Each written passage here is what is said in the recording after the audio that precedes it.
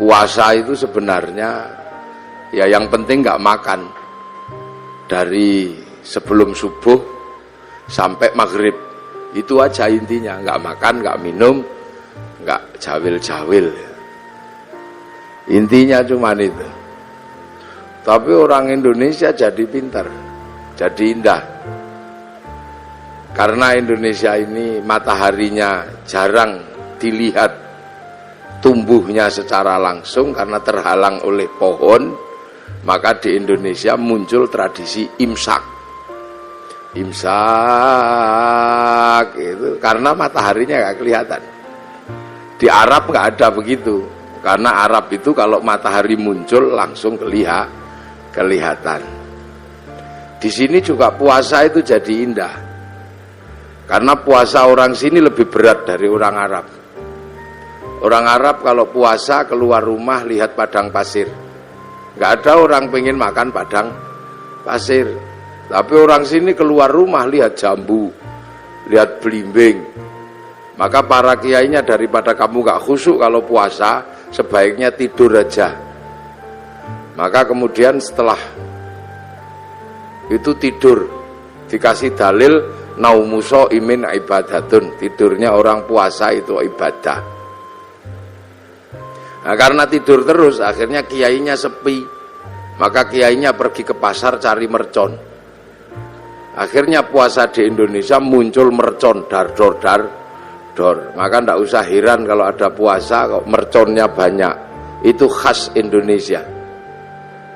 Terus kalau malam ada sahur, bahkan sekarang ono sahur ora sahur sak karepmu, ono.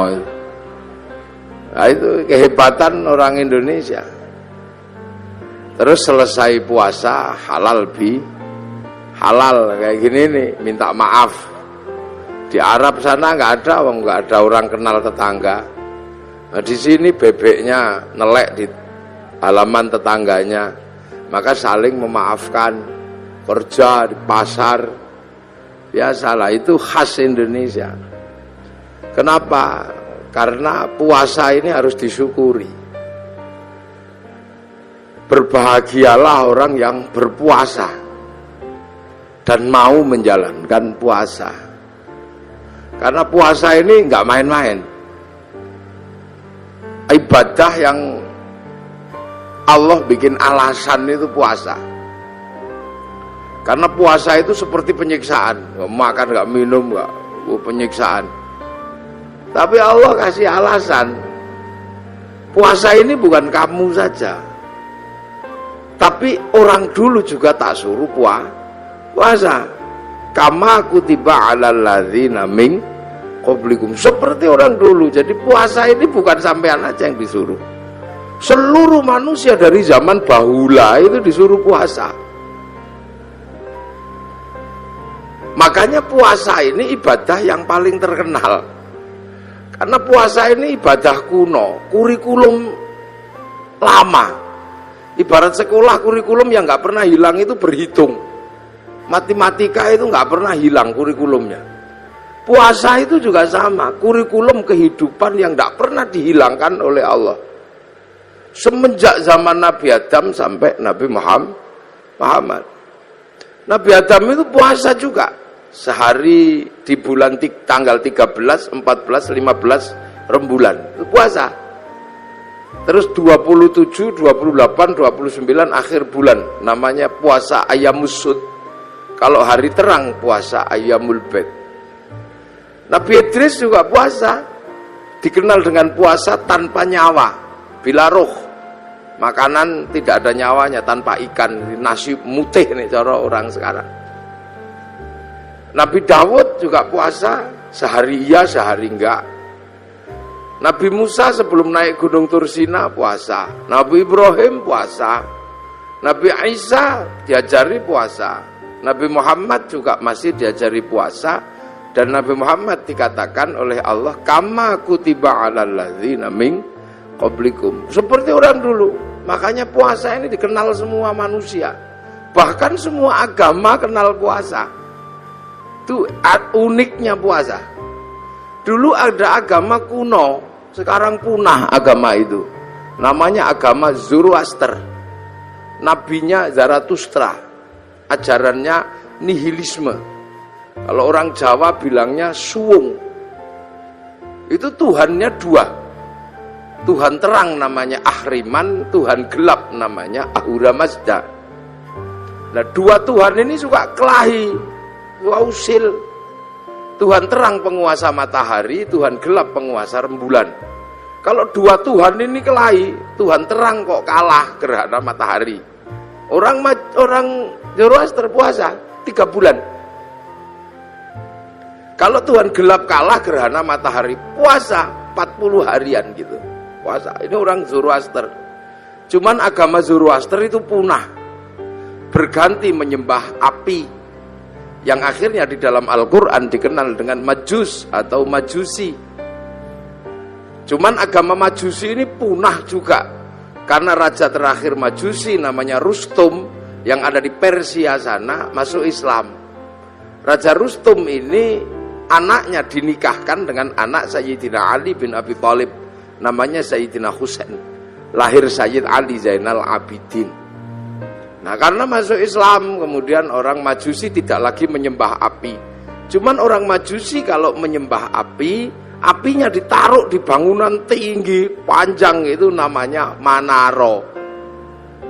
Sehingga kemudian setelah nyembah Allah, apinya dibuang, Manaronya ditaruh di depan masjid. Akhirnya masjid orang-orang ex-Majusi punya Manaro. Begitu seluruh kaum muslimin lihat masjid orang Persia punya Manaro, kok bagus, maka kemudian seluruh kaum muslimin berlomba-lomba bikin Manaro di depan masjid, yang akhirnya sampai Surabaya jadi menoro. Nanti puasa. Lu ini Islamnya begitu. Kalau masjid khas Arab yang asli ya kotak tutupnya pelepah kurma. Menoro itu, menara itu dari tradisi Majusi dulu. Kubahnya itu ketika Islam ketemu dengan Nasrani yang di Konstantinopel, kemudian punya masjid ada kubahnya itu sumbangan dari gereja dulu. Makanya kubah masjid sama kubah White House itu sama, kubahnya istananya Presiden Amerika ya sama kubah. Lah itu orang Majusi. Orang Hindu juga disuruh puasa. Jadi Hindu juga mengenal puasa, namanya upawasa. Upawasa itu enggak makan, enggak minum, enggak menyentuh perempuan. Untuk persiapan muksa. Muksa itu mati terbaik ala Hindu. Hilang raga dan sukmanya, hanya bisa dilakukan oleh orang Brahmana. Kalau orang kesatria nggak bisa hilang, maka dibakar, dingaben. Kalau di bawahnya ada kasta namanya Wisya, pegawai negeri. Nah, sampean-sampean pegawai ini kastanya Wisya. Itu dibakar matinya kalau sudah punya uang. Kalau belum punya uang, nabung dulu. Nah, di bawahnya ada sudra. Sudra ini petani, pedagang, itu sudra, tukang las, itu sudra. Nah, di bawahnya ada kasta namanya paria, pengemis. Ini matinya nggak ada yang ngurus. Di bawahnya ada kuca. Kuca ini tukang ngutil. Jadi hidupnya ngentit. Apa itu? Tukang motong bansos lah kalau ininya. Itu kuca. Itu matinya juga nggak ada yang ngurus. Di bawahnya ada meleka, maling. Kalau ketahuan lari. Tapi di bawahnya ada namanya candala, maling kalau ketahuan berani. Nah ini begal itu. Nah ini nggak ada yang ngurus. Nah, makanya mati terbaik itu muksa. Supaya bisa muksa melakukan upawasa, nggak makan, nggak minum, nggak menyentuh perempuan. Nanti tubuhnya mengecil, kecil, lap, hilang, imaterial. Itu namanya moksa. Tapi waktu itu banyak yang gagal. Sudah mengecil, ingat istrinya. Maka macet, jadi jenglot atau Bathara Karang itu. Makanya kalau ada yang ketemu jenglot jangan dijual mahal, itu produk gagal moksa.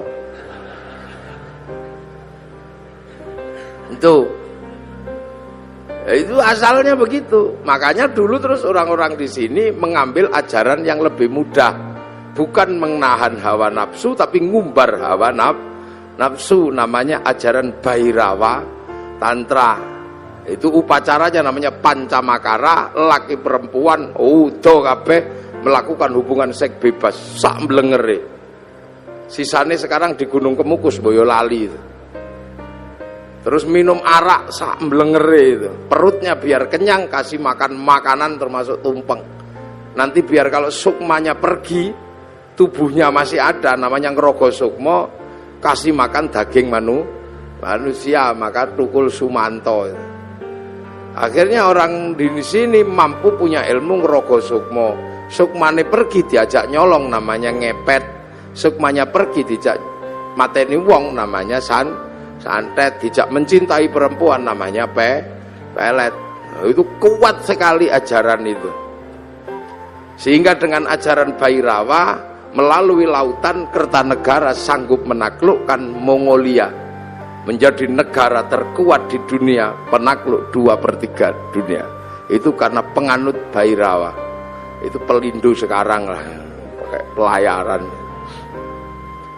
Itu makanya dulu terus paling berat itu Islam masuk ngadepi yang ini. Maka didatangkan ulama Persia namanya Sayyid Samsuddin Al-Baqir Al-Farsi. Tapi lidah Jawa, lidah Hono Coroko, maka nyebut Sayyid Samsuddin Al-Baqir Al-Farsi meleset dari Syekh Subakir gitu. Lidah susah orang Jawa. Sayyid Jamaluddin Al-Husaini Al-Kabir dari Syekh Jumadil Kubro. Karena lidah Hono Coroko itu kan susah. Alhamdu keluarnya Al-Kamdu. Ya Hayu ya Qayyum ya Kayuku ya Umu. Robbil Alamin keluarnya Robbil Lamin karena punyanya Mogo Botongo. Gak punya dot, punyanya lo, maka Ramadan keluarnya Romlan. Nah, makanya orang-orang ini datangkan Syekh Subakir ini ngadepi orang Bhairawa. Nah, orang Bhairawa akhirnya lari ke Banyuwangi sana. Dipimpin Menak Sembuyu Bajul Sengoro. Nah, di sana diajar sama muridnya Syekh Subakir namanya Maulana Ishaq. Makame di Kemantren Lamongan itu. Akhirnya Menak Sembuyu nyerah, anaknya yang perempuan dikasihkan sama Mbak Ishaq, lahir Raden Ainul Yakin Sunan Giri, makamnya Gresik. Maka orang Bhairawa hilang, lari ke Bali. Tapi lama-lama tumbuh lagi orang Bhairawa di Kediri, nyembah patung Totok Kerot di daerah Pagu Pamenang, tempat moksanya Joyoboyo. Diajar sama Sunan Bonang, akhirnya nyerah. Lah begitu nyerah, ya sudah, kamu muternya tetap gak apa-apa, laki perempuan, tapi jangan nudo, pakai baju. Arak diganti teh, kopi atau air putih. Tumpeng karena itu halal nasi gak apa-apa. Ingkung manusia diganti ingkung pitik. Mantra ngerogo sukmo diganti kalimat tauhid la ilaha illallah. Makanya kemudian ada Indonesia punya tradisi tumpengan. Itu yang dandani namanya Sunan Bonang. Nah, Sunan Bonang mengajarkan kepada Sunan Kalijogo muridnya untuk disebarkan di seluruh Jawa. Sunan Kalijogo mengajarkan pada muridnya namanya Sunan Geseng. Sunan Geseng mengajarkan pada muridnya namanya Mbah Abdul Halim Pangeran Benowo Surabaya sini. Mbah Benowo mengajarkan pada Mbah Abdul Rahman Pangeran Sambulasem, diajarkan kepada Mbah Jabar Tuban, diteruskan oleh muridnya namanya Mbah Sufyan Tuban, teruskan muridnya Mbah Abdul Halim Boyolali, punya murid Mbah Abdul Wahid Solo Tigo, punya murid namanya Mbah Khairon Purwodadi, punya murid Mbah Asy'ari Jombang. Nah itu Jombang lagi, punya putra Kiai Hashim Asy'ari, maka pengikut Kiai Hashim Asy'ari tidak alergi sama tumpeng. Nah ini berhubung orang Jombang mesti saya jelaskan. Jadi halal bihalal Jombang, tumpeng juga Jombang. Jadi biar Jombang itu ngertinya nggak cuman besut, mancamino. Jadi puasa. Makanya karena upawasa itu nggak makan, nggak minum, nggak menyentuh perempuan. Makanya ketika Islam datang membawa tradisi nggak makan, nggak minum, nggak menyentuh perempuan, namanya Syahrus Siam, kok seperti upawasa? Maka orang Indonesia menyebutnya bulan puasa. Jadi kalau sampean pengen tahu kenapa Ramadan kok disebut bulan puasa, Karena dulu ada namanya upawasa, nggak makan, nggak minum, nggak menyentuh perempuan. Makanya kemudian Syahrus Siam disebut bulan puasa, karena dulu upawasa. Orang Buddha itu juga pelajaran puasanya ada. Ketika ingin mendapatkan kesempurnaan menuju nirwana, itu puasa di bawah pohon bodhi, pakai kain selempang, tidak pakai daleman. Itu waktunya tidak terbatas sampai mendapat pencerahan. Agama besar Yahudi juga puasa. Kalau peringatan Yom Kippur, mereka puasa. Nasrani juga diajari puasa. Kalau hari Jumat Agung menjelang Paskah juga puasa. Jadi hampir semua agama itu kenal puasa. Karena apa? Ini syariat kuno. Makanya tidak usah heran kalau ada puasa. Apalagi orang Jawa. Orang Indonesia ini hobi kalau yang namanya puasa. Makanya variasi puasa terbanyak itu di sini. Ada puasa makan pupus daun namanya ngidang. Ada puasa mangan polo pendem yang di bawah tanah namanya ngerowot. Ada puasa tidak kena matahari namanya pati geni. Ada puasa gandul duit namanya ngalong. Ada puasa diem macam bisu. Ada puasa ngeluyur aja namanya ngidan. Ada variasi puasa itu macam-macam, itu di sini. Dan bagi orang Nusantara dan orang dunia, puasa ini menempati sejarah tersendiri. Hampir seluruh cerita besar itu bermula dari puasa. Rasulullah mendapatkan wahyu setelah puasa, naik turun gunung di Gua Hira, hampir dilakukan selama 15 tahun. Syekh Abdul Qadir Al-Jilani mendapatkan ma'rifatullah itu setelah puasa 25 tahun di padang pasir, dibimbing Syekh Mubarak Al-Majzumi, jadi Sultanul Aulia. Di Jawa Sunan Kalijaga, rojone berandal, bisa jadi wali karena puasa 3 tahun. Sunan Geseng itu tadinya cuma tukang ngambil kelapa itu, tapi kuat puasa 3 tahun, baca Ya Hayyu Ya Qayyum, itu bisa lari di atas air dan bisa meneruskan perjuangan Sunan Kalijaga. Padahal dia keliru, yokayuku yokayumu. Nggak, Saridin disuruh puasa sama Sunan Kudus.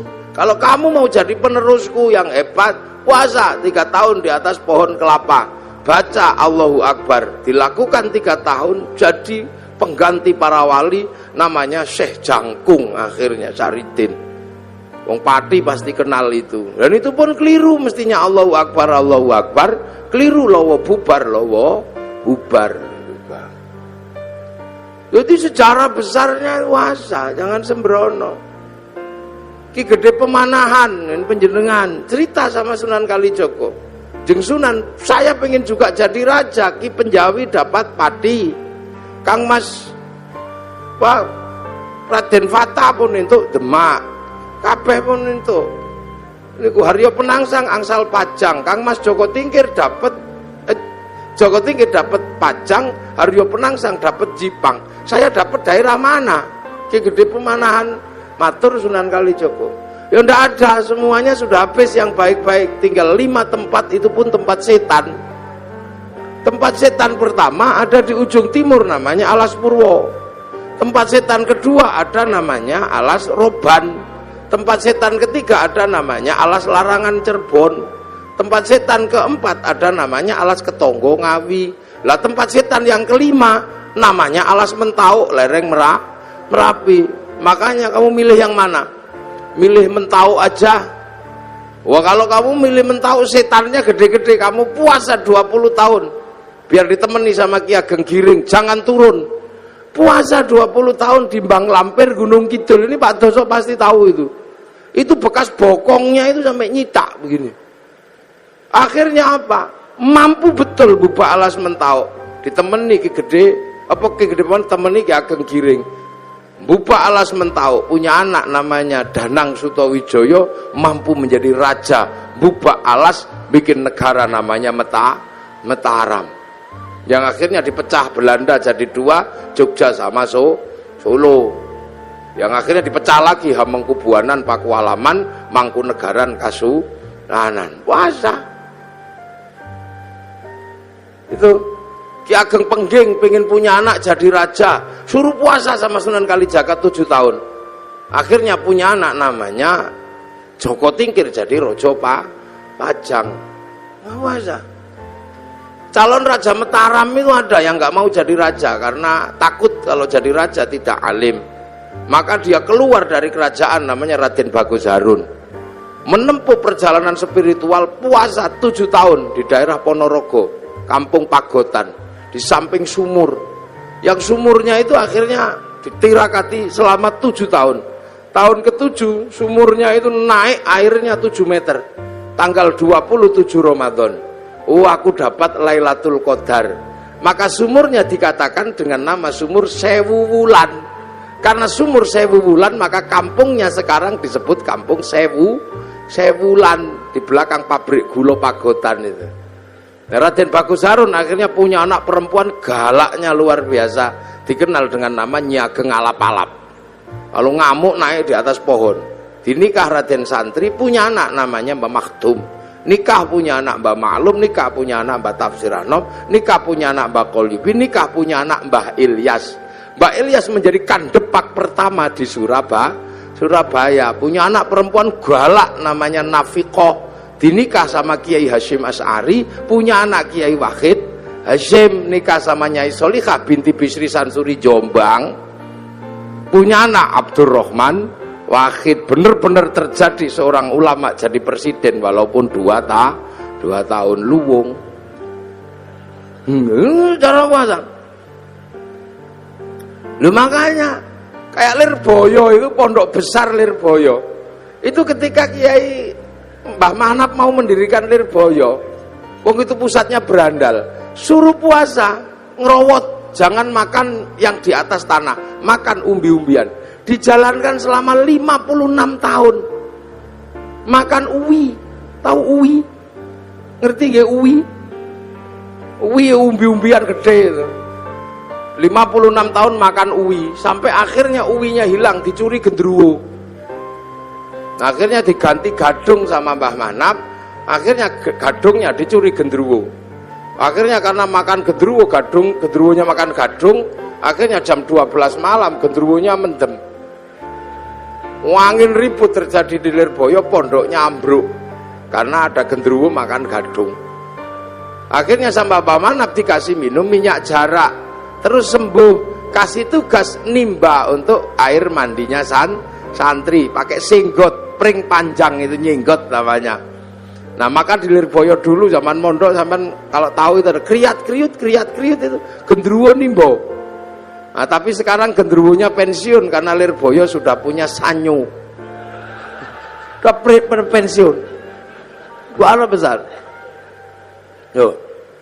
Makanya di Jogja ada orang menempuh jalan puasa. Namanya Sukirah, ini Pak Doso ya. Sukirah ini perempuan biasa, tapi punya cita-cita pengen punya anak jadi raja. Padahal bukan tetangganya raja. Istri raja juga bukan, maka tetangganya olok-olok, paling anakmu nanti jadi presiden, jadi raja deh ketoprak. Tapi Bu Sukira nekat puasa 9 bulan sambil ya Allah, ingin punya jadi raja ya Allah. Itu 9 bulan anaknya lahir, laki-laki keriting jemblok itu, dikasih nama Soeharto. Itu jadi presiden 32 tahun. Nah, itu makanya dulu jalan puasa ini banyak ditempuh oleh nenek moyang kita. Pengen istri cantik kok ditolak. Orang dulu puasa. Masuk masjid kalau santri baca ya Rahmanu ya Rahim, 7 hari 7 malam, I love you. Lah ya, kalau nggak mau ya Rahmanu ya Rahim, ya cari pohon besar, bawa beringin di kantor Pelindo itu, baca Sunama Tekaji Ajiku Jaran goyang, ya I love you sama saja, yang penting puasa. Lu puasa ini menghasilkan energi yang luar biasa. Ini yang kadang manusia akhir nggak ngerti. Makanya ayam aja ngerti, kalau pengen neteskan telur puasa 21 hari. Nanti ayam netes. Ulet itu kalau pengen terbang dia puasa, jadi kepompong, ngepompong dulu, baru terbang jadi kupu. Ular itu kalau mau melungsungi ya puasa, nanti kulitnya ganti lebih mudah lagi. Makanya kita berdoa semoga puasa kita seperti puasa kupu-kupu, puasanya ulet, habis jadi kepompong terbang jadi kupu. Jangan kayak puasanya ular, setelah puasa tetap aja keluar ular, sekali ulo tetap ulo. Ini tuh jangan puasa.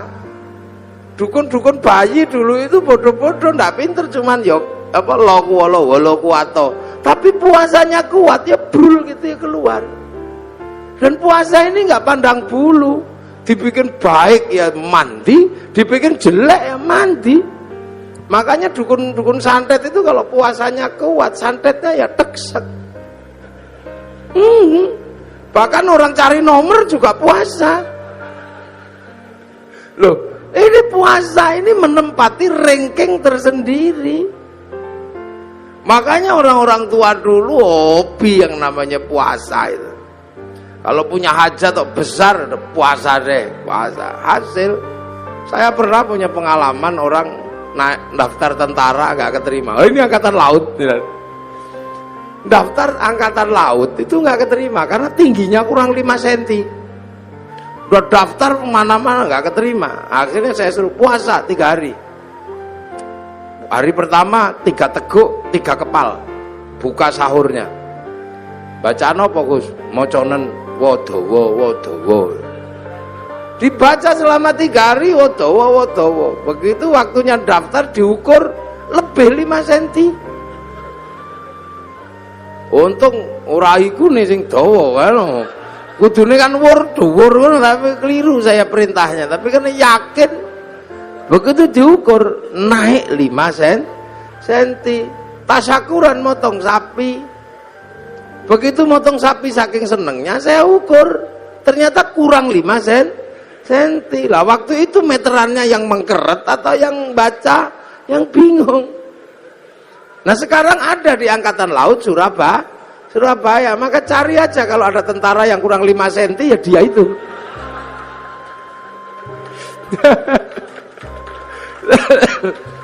Ini puasa. Makanya nenek-nenek moyang kita kuat. Nah sekarang begitu puasa itu menakutkan, maka orang ini jadi lemah. Jadi lemah. Dulu orang Jawa, orang Indonesia ketemu singo, gitu kita ikut semilar, singone lari. Orang sekarang begitu takut puasa, jangankan sama singa, sama melinjo takut. Lihat monggo Pak melinjo ora samura tahu. Santen itu enggak, kenapa? Kolesterol. Penyakitnya banyak karena enggak ada orang mau puasa. Akhirnya begitu remuk masuk rumah sakit. Dokter harus menangani orang sakit, tapi ketika orang sakit mau ditangani, dokter mengatakan puasa. Ya. Puasa dulu, kalau enggak puasa saya enggak mau ngoperasi. Makanya pasien yang mau dioperasi pun harus puasa. Lu dokter aja ngerti, nah sampean kadang nggak ngerti, mumpung masih sehat, poso. Jangan kok tiap bulan puasa datang poso maneh. Itu caranya Allah. Dari dulu manusia dikasih senjata yang luar biasa, namanya puasa. Gitu. Makanya kalau ada people power enteng-entengan, ada puasa enteng-entengan. Apa puasa enteng-entengan? Diet. Nah diet itu puasa enteng-entengan. Kan Pak Amin kan mengatakan ada people power enteng-entengan. Nah puasa enteng-entengan juga ada, namanya diet. Karena kalau diet kenemenen, dead.